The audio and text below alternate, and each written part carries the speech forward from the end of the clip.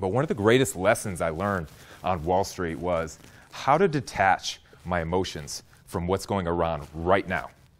So, example, being an oil trader, we're leveraging the market. I was not that big of a trader just yet. It was 2008. I just got started.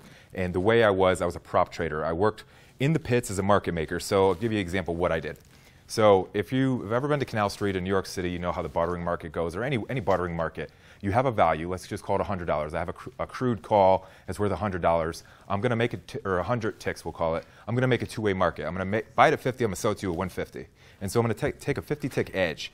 When we trade derivatives, options, there's an expiration date in the future that you're looking for. And you're trying to actually negate the risk that you can hold on to that. You're basically an insurance broker at that point, holding on to oil until it gets expired.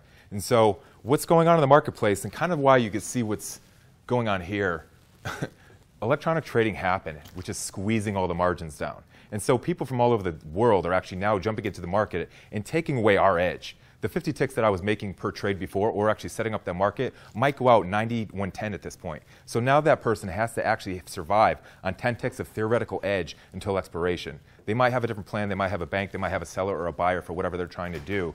But ultimately, it just drove a lot of us out the market. So you can see I could take pictures on the floor. But getting back to my story, detachment from the emotional response of what's going on right now.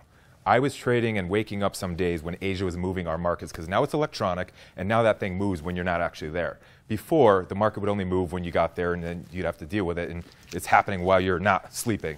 I would wake up some days, and I would be down 100 grand. Wow. I'm like in my 20s, and I'm sitting here saying, I'm down $100,000. I don't know how I'm going to figure it out. But what I took away with that was, if I could lose $100,000, I could make $100,000.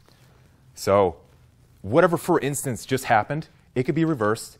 It could actually change the very next day, or I could just be wrong. Maybe there's a, for instance, I'm wrong about something, and maybe the position is not as bad as it seems. So instead of freaking out, instead of, jumping off buildings like you see people do, and you have to take a moment and say, let me analyze this a little bit further on what I'm trying to do, or what's going on around me. What are the symptoms that are happening that's actually getting me this negative result, and find out which ones I could remove, which ones I could fix, and then move forward.